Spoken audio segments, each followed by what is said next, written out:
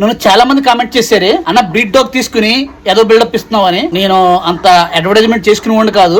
ఇంకా నాకు 2 street dogs ఉన్నాయి. ఆ 2 స్ట్రీట్ డాగ్స్ ఏ కండిషన్ లో ఉన్నాయి అన్నది ఆ తర్వాత ఎక్స్ప్లెయిన్ చేస్తాను. పాపం ఇది చూస్తే కనుక చిన్నపిల్ల కన్నా ఘోరమైంది. నా దృష్టిలో స్ట్రీట్ డాగ్ గా లేదంటే కనుక బ్రీడ్ డాగ్ గా కాదు. నాకు రోడ్డు మీద వెళ్ళినప్పుడు అది అనాథ కుక్క.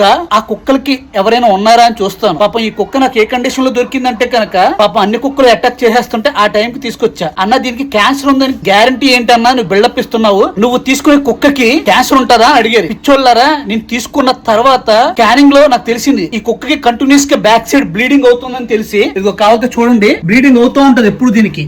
కావాలంటే చూడండి, అదిగో చూసారా, దానికి ఎప్పుడు బ్లీడింగ్ అవుతూనే ఉంటది. ఆ బ్లీడింగ్ అవుతుందని చెప్పి దాన్ని స్కాన్ చేయిస్తే దాని యొక్క సిస్ట్లు 3 సిస్ట్లు ఉన్నాయి. అలాగే బ్యాక్ లో కూడా ఒక సిస్ట్ ఉందన్నమాట. అందుకని చెప్పి దానికి ఆపరేషన్ 3 ఆపరేషన్లు చేయించింది.